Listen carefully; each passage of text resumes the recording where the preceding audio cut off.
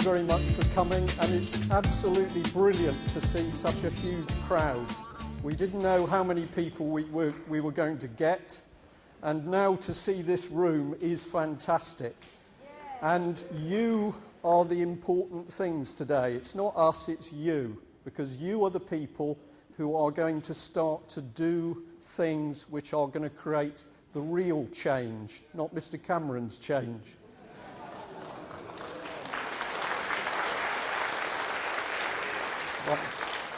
Right, I've got to be very careful because I overran my time in a recent talk, and Roger's going to be watching me very, very closely. It's very hot in here, so I just want to do something. Hold on.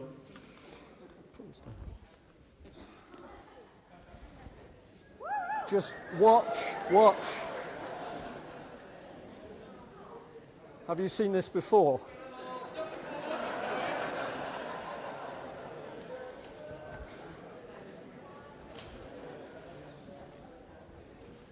Now, you can trust me because my name's Tony.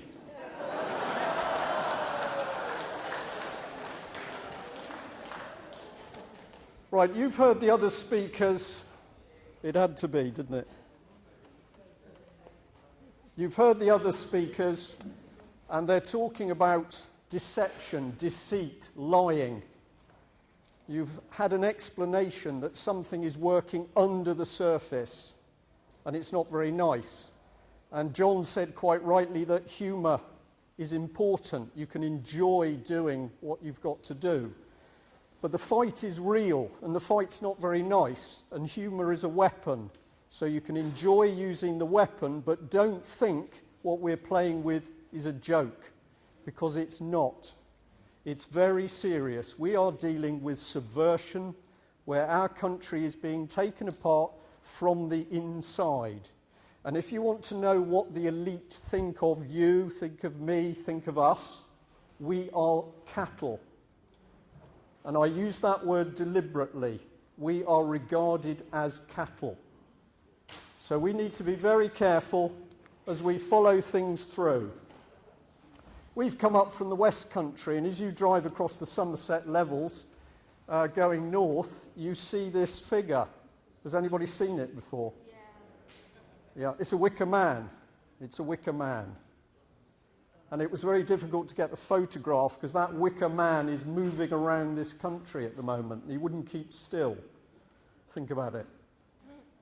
That was paid for out of public money. Somebody burnt it down, so they rebuilt it out of public money. And a little while ago, when it was getting a bit tatty, they spent £23,000 to have it refurbished. It's a wicker man, and the South West of England Regional Development Agency helped put this thing there.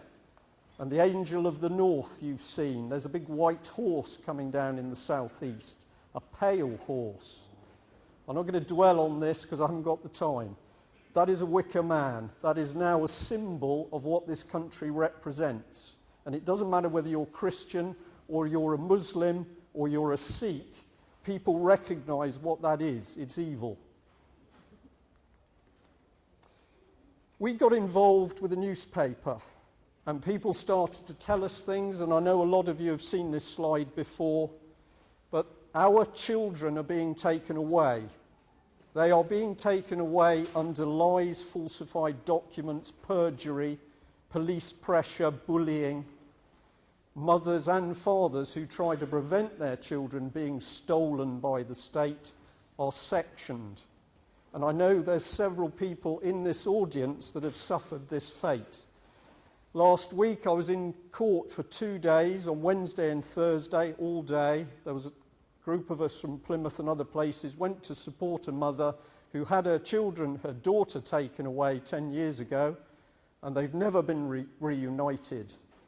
The judge in that court case allowed the local authority to have 2 witnesses, one who seemed to tell a story which didn't tie up. He would not allow the mother to bring witnesses into court, even though she had 4 local councillors who were prepared to say that 10 years ago they knew their own council had broken the law, and their investigations had subsequently reinforced that.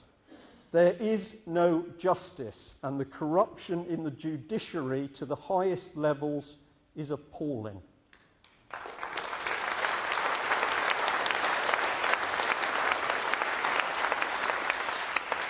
I look around all your faces, and you look like nice people to me.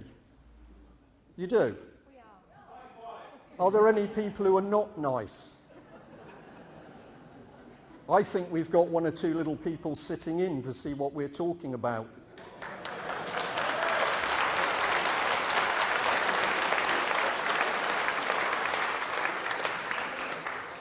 You're nice, and I hope I'm nice, but that's a huge weakness sometimes, because it means that you can't imagine how nasty, nasty people can be. And you need to, because you've got to confront evil. This is an early picture of this man, Stalin. He murdered millions. Hitler. How many people died as a result of Hitler's efforts? Yeah? 20 millions of people. These are incredible people. Any names for this one? Pol Pot, Cambodia, millions of people. Pinochet, torture, hundreds of thousands of people disappeared. Idi Amin, nobody quite knows how many people he dispatched. And this man, nobody can count the people that he got rid of. We'll think about that in a minute. So, have we got a problem in this country? I think today, with all the speakers, we've finally got home that we've got a huge problem.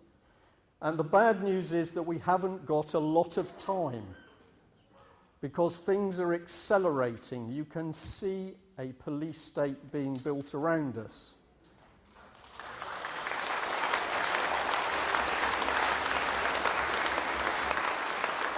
The characteristics of the police state are obvious and easy to see, and they're growing by the day.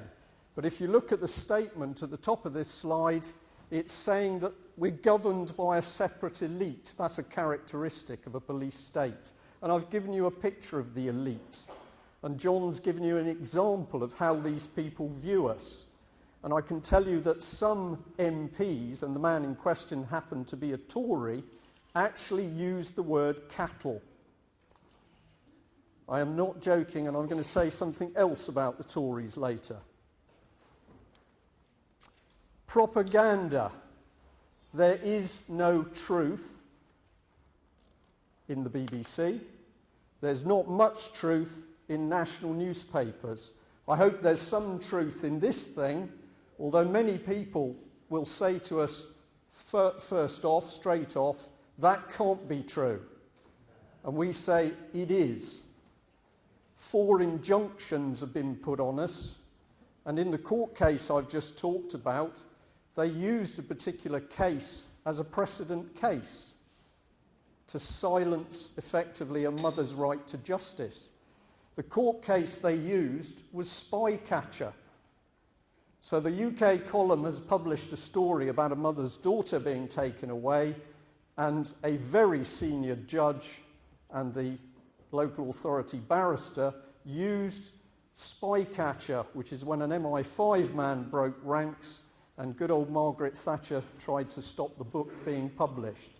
That level of suppression of truth is now appearing in our courts. We know what the police look like.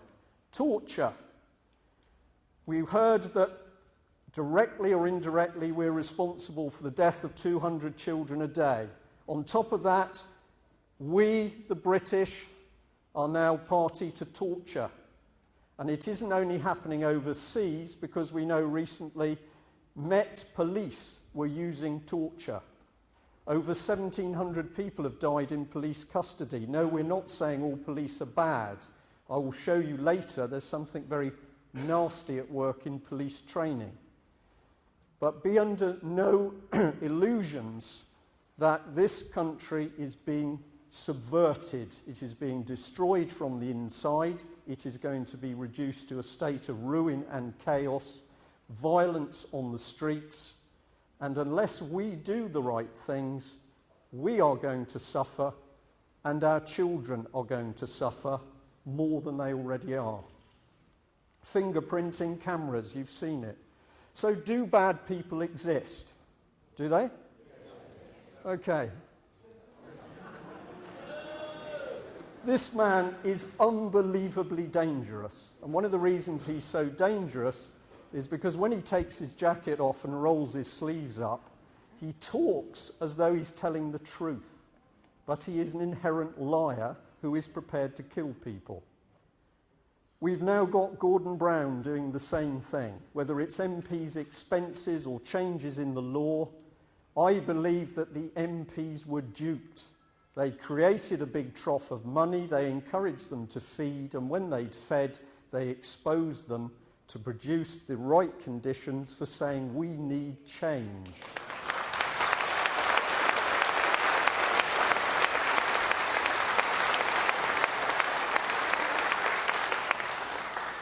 Who is this man?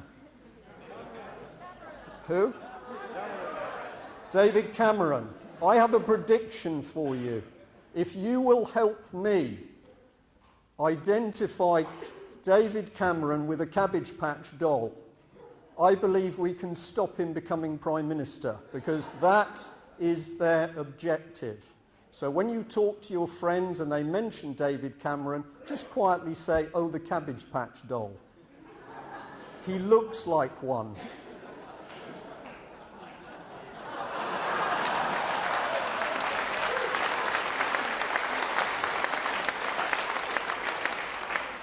And if there's some Lib Dems in the audience, you've got the same problem, because Mr. Clegg is another clone. These people are not working for your interests or our interests, they're working for their own. They're traitors.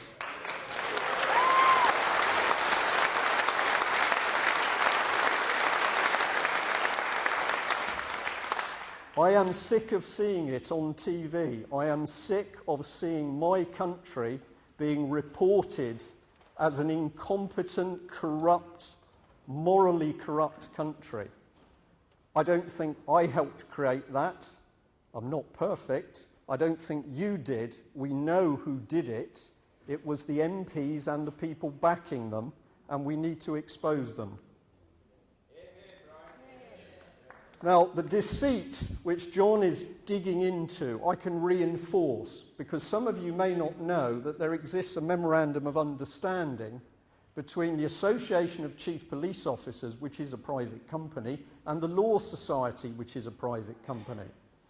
And if you know the name Paraskeva, you will know that Mrs. Paraskeva was involved with the Law Society at a time when there were over 1,700 cases of fraud and deception amongst the law firms, barristers and solicitors.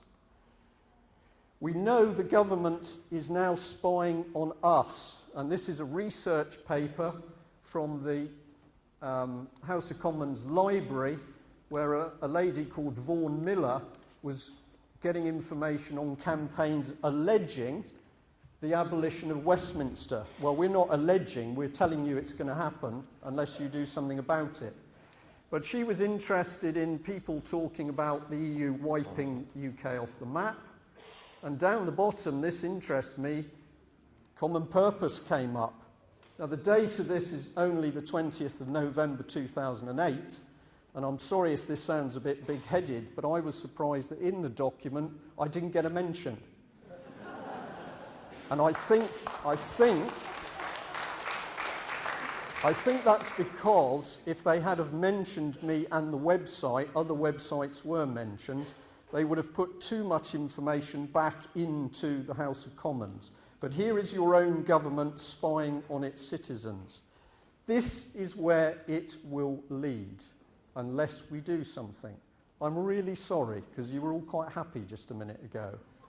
The battle is unbelievably serious. We cannot protect our children. And if we can't protect our children, we haven't got a lot left already. And these people regard us as cattle. And you know what this is. But if we fight in the right way, using humour, not using violence, we can turn this thing around. But we've got to do a lot, and we've got to do it very quickly. These people hide. Sorry, too quick. A sniper. Somebody was talking about ships and smoke screens. When the military fight, they always like to do it from the shadows, and our politicians are the same.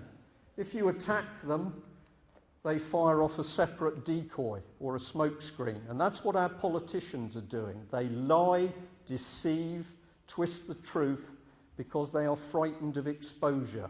It doesn't matter whether it's Obama or Gordon Brown or Hazel Blears, they are terrified of one thing and one thing only, and that is you and I and the wider public knowing the truth about what they've been doing. So it's exposure that takes the lid off. Subversion, it's real. This is what it's about. It's about destroying things, deceiving people, pulling it apart. And subversion is in all the military tactics manuals, and it certainly was in the Soviet tactic manual. And it leads to treason, uprising, chaos. Sorry. Now, people with really nasty minds have plotted how to do things and to mess us up. And these are so-called psychologists, psychoanalysts, psychiatrists, plotting as to how they can destroy society. I've got to go quickly, but you can always see this when it comes up on the web. These people worked at chaos distrust. Frankfurt School, if you've never heard about it, find out. Because in the 1920s, psychologists were actually studying how they could break down societies by attacking that society from within, and particularly focusing on families. Do you think you're under attack? Do you feel it? Families breaking down, miserable programs on TV. For those of you who watch EastEnders and Holby City, those programs are deliberately designed to depress you.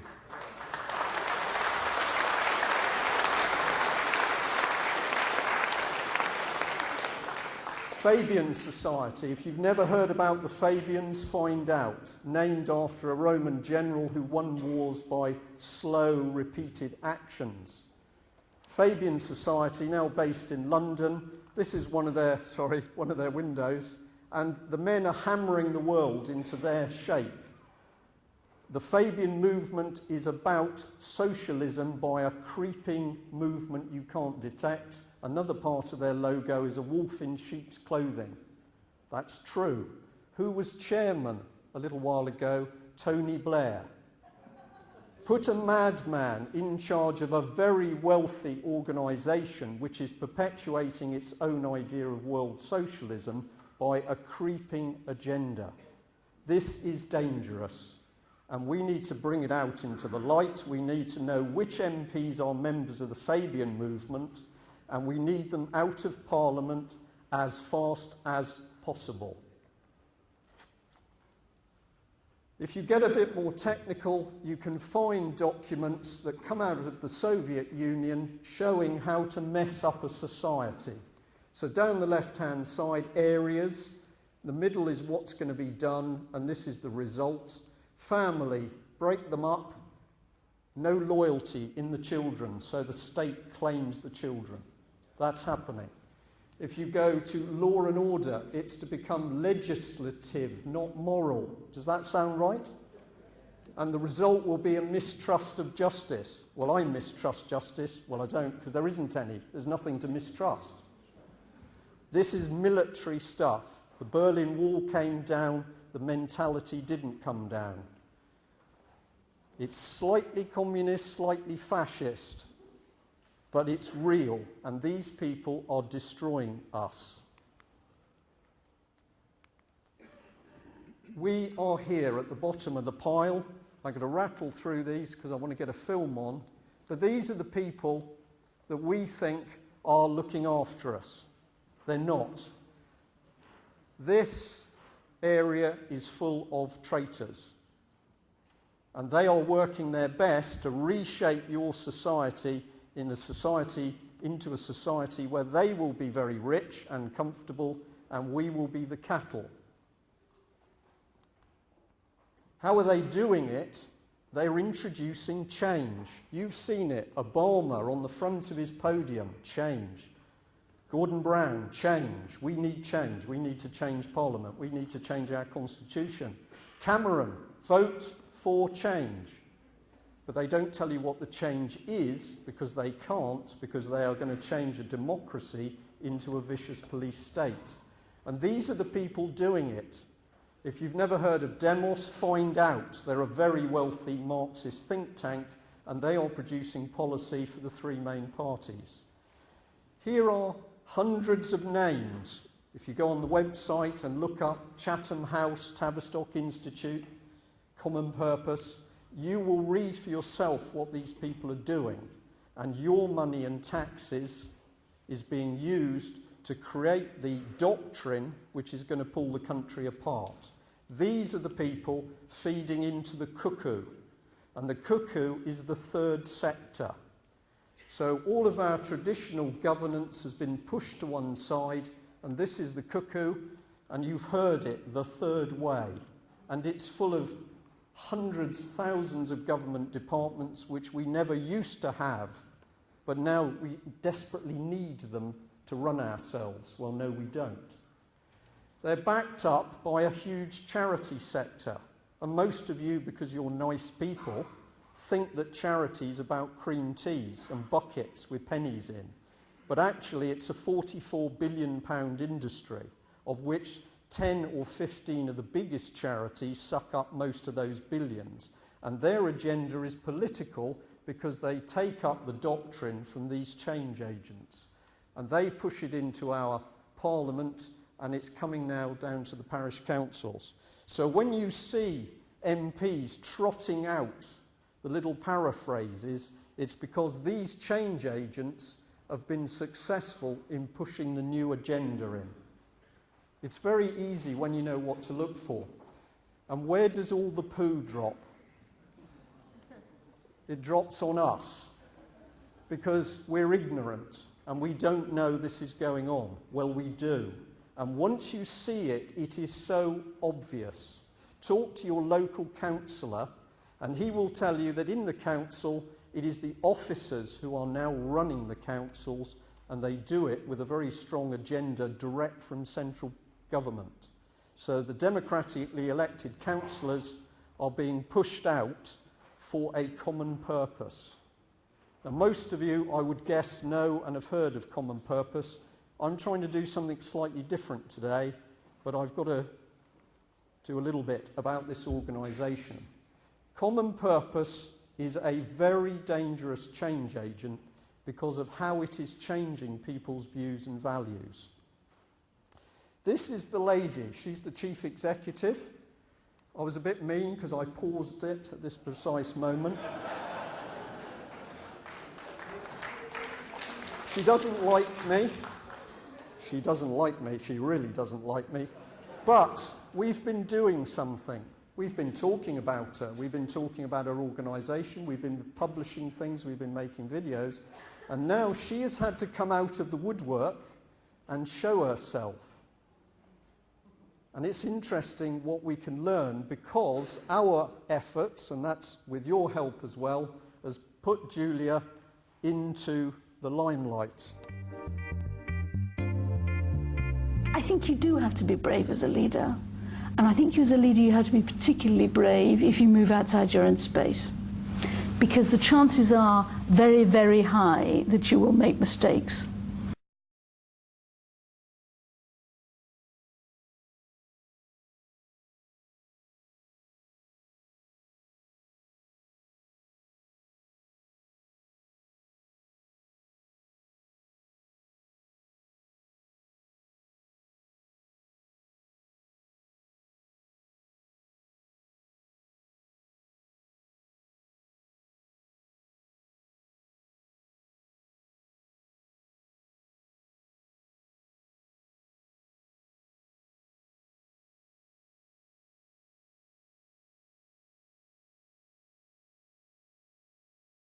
you're going into a space that almost by definition everybody around you will know more about what they're talking about than you do.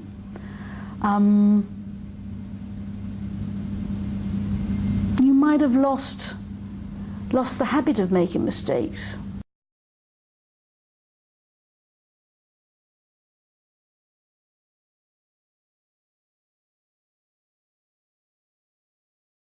Maybe you've got quite good in your own space.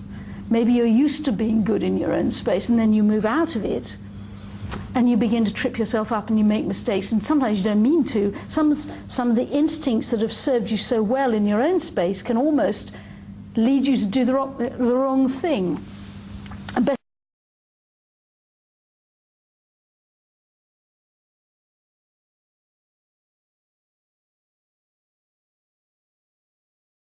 best example I can give you of this is I have 5 children, and they are all absolutely beautiful sailors, and all like their father, beautiful sailors.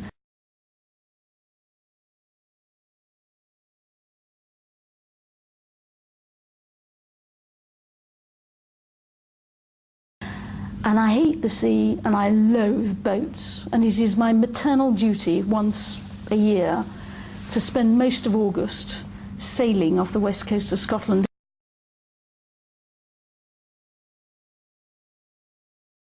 And a couple of years ago we went out to sea, and with hindsight we definitely shouldn't have done it. It was a frightening experience that everybody was having a lovely time except me, who was utterly terrified.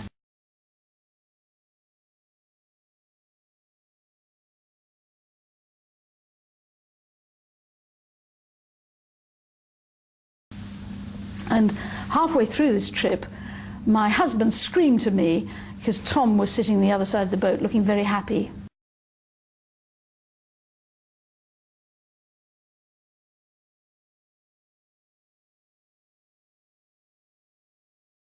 About age 7. And my husband screamed, "Tie rope to Tom." And the idea was that if Tom fell off the boat, we could pull him back in.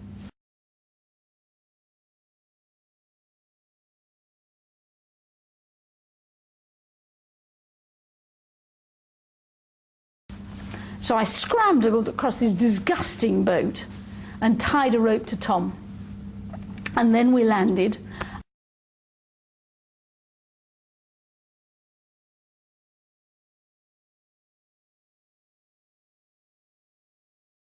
And my husband said, "Not the anchor rope."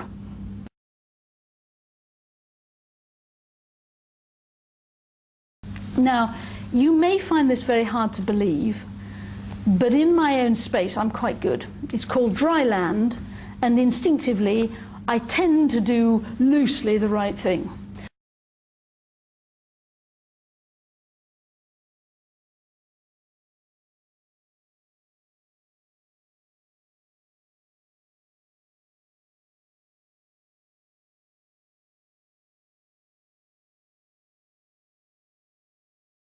When I get out to sea, I never do this on purpose, but almost inevitably I make a mistake. The kids would tell you that story and many others of disasters on boats that involved their mother.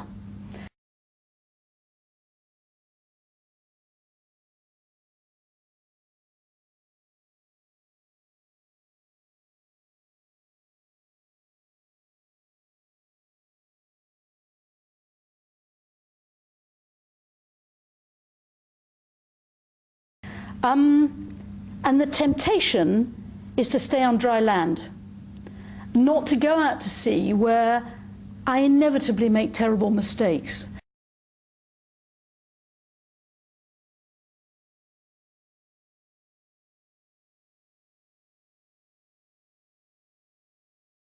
But somehow I think you have to force yourself to move outside the space and the land that is familiar.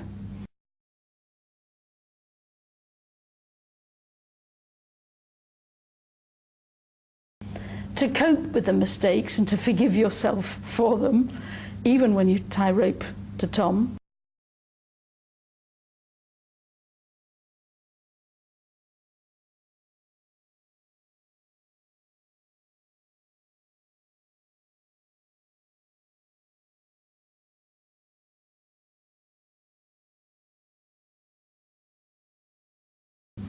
And to remember also that sometimes the option of just staying on dry land isn't there, that actually the world will come in your direction. It does require you to move outside your own bubble occasionally, and so you better get on and get used to it.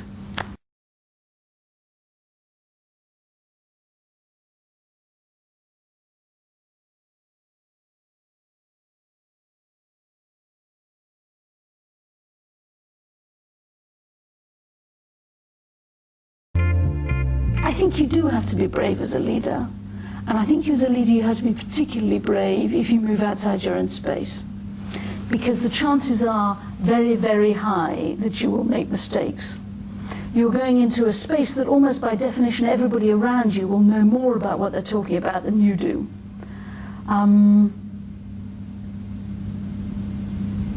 You might have lost the habit of making mistakes. Maybe you've got quite good in your own space. Maybe you're used to being good in your own space, and then you move out of it and you begin to trip yourself up and you make mistakes, and sometimes you don't mean to. Some of the instincts that have served you so well in your own space can almost lead you to do the wrong thing. A best example I can give you of this is I have 5 children, and they are all absolutely beautiful sailors, and all like their father, beautiful sailors. And I hate the sea and I loathe boats, and it is my maternal duty once a year to spend most of August sailing off the west coast of Scotland. And a couple of years ago we went out to sea, and with hindsight we definitely shouldn't have done it. It was a frightening experience that everybody was having a lovely time except me, who was utterly terrified. And halfway through this trip my husband screamed to me, because Tom was sitting on the other side of the boat looking very happy, about age 7. And my husband screamed, "Tie a rope to Tom." And the idea was that if Tom fell off the boat, we could pull him back in. So I scrambled across this disgusting boat and tied a rope to Tom. And then we landed, and my husband said, "Not the anchor rope." Now, you may find this very hard to believe, but in my own space I'm quite good. It's called dry land, and instinctively I tend to do loosely the right thing. When I get out to sea, I never do this on purpose, but almost inevitably I make a mistake. The kids would tell you that story and many others of disasters on boats that involve their mother. And the temptation is to stay on dry land, not to go out to sea where I inevitably make terrible mistakes. But somehow I think you have to force yourself to move outside the space and the land that is familiar, to cope with the mistakes and to forgive yourself for them, even when you tie rope to Tom. And to remember also that sometimes the option of just staying on dry land isn't there, that actually the world will come in your direction. It does require you to move outside your own bubble occasionally, and so you better get on and get used to it. Right, that was Julia Middleton, the Chief Executive of Common Purpose, a charity which has trained at least 30,000 people. It calls leaders from all sectors of society, which I'll take you through, but also many more thousands of school children. This lady is the lady running leadership training courses for everybody: NHS, schools, military, politicians, local councillors. Now, I don't know what you thought of her, but she doesn't impress me. But what she is doing on you is using neurolinguistics. She is actually giving you a little bit of hypnosis through the way she speaks and moves her hands. Now, I am delighted to say that we suspected this of Common Purpose a long time ago, because people started to act, some of them in a robotic way. But I've now got neurolinguistic practitioners who've come to me, and one of them did that analysis for me, where they have said this lady is neurolinguistic up to her eyeballs. But not only is she done, she is then running teams of people which are getting other people hooked. So we are using a form of hypnosis, because that's what neurolinguistics is, to recruit people in a massive pyramid selling. I thought I cleared this, I'm sorry. Where does Well, we do know. At the bottom of the pile, they are recruiting school children. They're right the way in the civil service, and they're also now private sector. I've been told recently that they're moving down, so having got control of cities, they're now moving to town councils and local councils. So you give people a course, you give them a dose of neurolinguistics, and you very gently change people's morality and beliefs and political inclinations. And it's about leadership, or supposed to be. I hope we're going to have some questions at the end, but I have to move on. Now, if you plot them out, we know, sorry, it's a bit faint with the sunlight, but we know the red dots are all over the country, big clusters, Northern Ireland, and especially down here in South Wales. Isn't it surprising that 29 people have committed suicide in South Wales?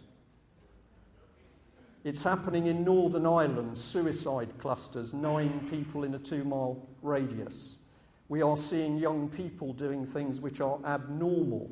We are getting people reported to us who are acting out of character. My wife changed, my husband changed. My police officer partner became very aggressive and domineering after he got course training. So something is being done to people, and we can now positively link neurolinguistics with common purpose. What if that neurolinguistic program was being used to inject a new political agenda? Well, it is, because this lady was working at the heart of New Labour with the Office of the Deputy Prime Minister. This is her book, and I'm embarrassed about this because I want you to read it, but I don't want you to pay for it. If you get one of these books and share it amongst 5,000 people, you will find this woman is using language which is very dangerous. Idiots, useful idiots, and she's proud to say that came out of East Germany. Expert idiots, people with knowledge, but they're still idiots that she can use. Bulldoze over people, people who challenge common purpose and ask quite rightly what its legitimacy is, bulldoze them, undermine them.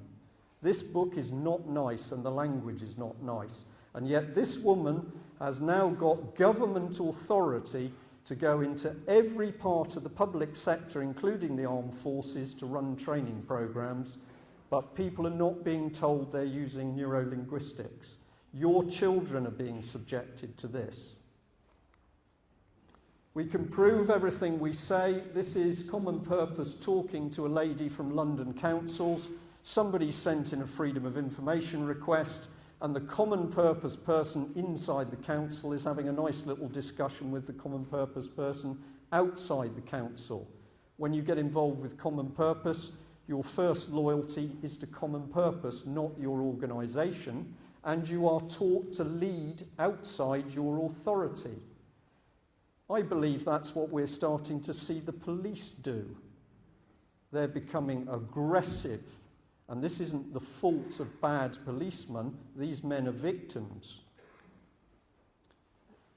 Here they've released details, and London councils, bless them, is apologising and trying to claw back the information which they gave to common purpose in a breach of the Data Protection Act. So when people are involved with common purpose, they are prepared to break the law. And we've got several examples of this where documents have been falsified. They've denied making phone calls in order to cover up what common purpose is really doing. Now, if you think Julia Middleton is bad enough with that, you need to know that she's also involved with a thing called the Media Standards Trust. She set it up, money appears out of nowhere. She's working with people like Rothschilds and Sir David Bell, the chairman of the Financial Times. Robert Peston. Do you know Mr. Robert Peston? The madman on BBC. Yep. He knows everything about the economy and the banks. Well, he's a big common purpose man.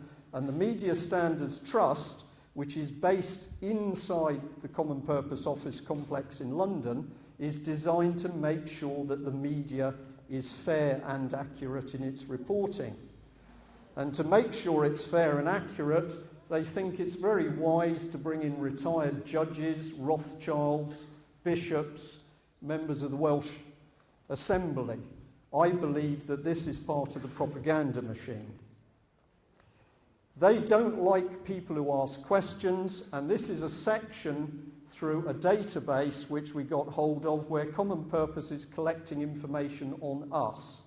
So they've used their people inside councils, South Gloucester University, Norwich Prison, Manchester College of Arts. The Common Purpose people inside the organisation have leaked the information as to who has been asking questions. Now, we believe they've now got about 150 names on their blacklist, so we have a charity which is spying on people who ask why the public purse is being used to fund them. This is very dark, sinister stuff. They seem to think that most of the people are aliases for me, but they're not. They are so suspicious, I'm everywhere. But most of the freedom of information requests are being done by ordinary people who've now woken up to the fact that there's a Trojan horse in our midst. They took the mickey out of me on a website called commonpurpose.net, because in an early talk in September 2007, I said we were getting indications that paedophiles were connected with Common Purpose. Now, we had indications, but we now know for certain that this gentleman, who was the leader of a horrible paedophile ring in Scotland, they were recently sentenced, was trained by Common Purpose. Do I think they knew when they recruited him? Probably not. But what's interesting is to do Common Purpose courses, you have to be approved by a Common Purpose advisory board, and the advisory board that approved this man contained one senior police officer. Now, this charity operates in secret under Chatham House rules, so there aren't proper minutes to meetings. They are using neurolinguistics to influence people's behaviour. They are secretive. They look out for one another.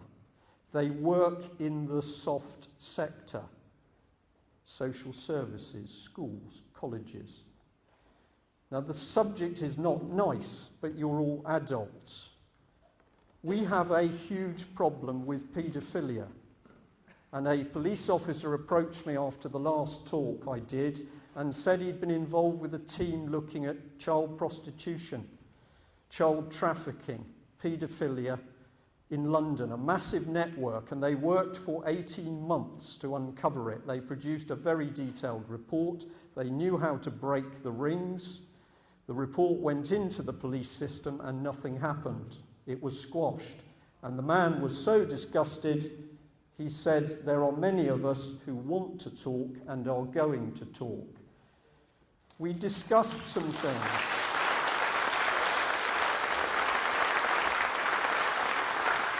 We discussed some things, and he said, Brian, if you want to know where the paedophiles are in Parliament, I suggest you look towards the Tory party. If you think paedophiles are dirty old men in raincoats, you're wrong. They are all types. And the police officer also corrected me because I thought most of them were men. Well, they're not, and you might have seen the headlines in Plymouth recently. The depravity in Parliament is not a bit of fiddling of expenses or a little bit of nookie with your mole in your office. It's not about expenses or drugs or a bit of cannabis sniffing by the Cabbage Patch Dolls. It's not about that. The big secret is children. And we have got to get to grips with this issue. This is why I'm telling you the battle's serious, but you can use humour to break it open. So we know Common Purpose's secret environment is a fertile breeding ground with a connection of children for people like this man. NLP, changing people's values by fiddling around with their minds. I could be doing it to you now. I promise I'm not. I'm just trying to give a normal talk. But I can prove to you that we've got people doing NLP training working with the Leadership Academy for Policing. Please. I've got another man, psychometric testing. It's a good idea to know the personality before you program them. And here we've got another lady. She's into psychometrics, and she's also a common purpose NLP person. So we know who we're looking for, and I think I know why the police are changing. And interestingly, I've now got police officers taking information from me because they've worked out why they're changing. Now we've got to learn to fight, because it's pretty horrible. And this is the good news, so I can bring you up a bit now, and I think I'm running to time, just. You've got to recognise the enemy, and the enemy's amongst you. It doesn't have a turban and a big black beard. That is absolute nonsense. It's not Islam. The enemy is your own MPs.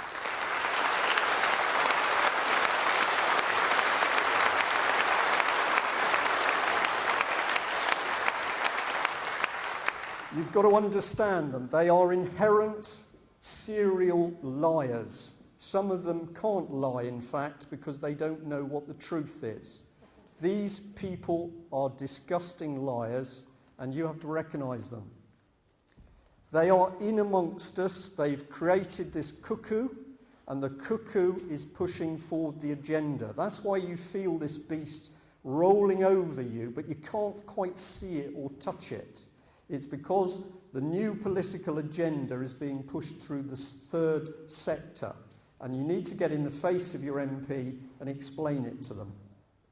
If you know how the enemy works, you can stop them, but you can't fight an enemy you can't see. So we are trying to help you learn to fight. You are the ones who are going to fight. There's only a few bad guys. A few. Not many at all. They control massive amounts of money and material, but there's only a few of them. What do they want to do? I want you to remember this when you leave this room. They want to destroy us utterly. If we are not a profitable slave, they want to destroy us. And they're now already talking about reducing the population of UK. Some of you might have heard Mr. Porritt. And they are doing it by deceit, by subversion. So don't focus on Brussels, focus on this country. How do we get rid of them? We expose them. Because if you have a plan which is based on it being hidden, if you bring it to the light, it's obvious, like John Harris has just done with you, you can then laugh and take the thing apart. It doesn't matter whether it's Tony Blair, Straw, Cameron, Clegg, whoever, Ed Balls, Bilderberger. It doesn't matter. When they are exposed, they are effectively neutralised.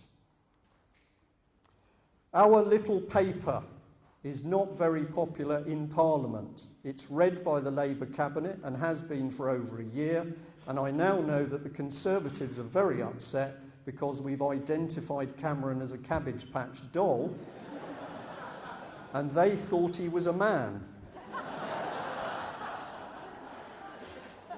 So these are the odds, all right? We've got to get to grips with horrible things, and you are going to learn things which absolutely disgust you. I'm not going to do it this afternoon. It is horrible what has been constructed out there, and we're going to deal with it, but look at the odds. Bad guys, maybe there's 5,000 in UK. People with real power and influence, I reckon it's nearer 500. It may only be 50. We can debate this. How many good people? Most of us, most of the electorate, except most of them are asleep or still believe in party-type politics. All of us are in this. It doesn't matter what religion you are. It doesn't matter what colour you are. It doesn't matter where you came from. If you are in the British Isles today, you are at risk. So we need to bring people together to activate the 40 million. So,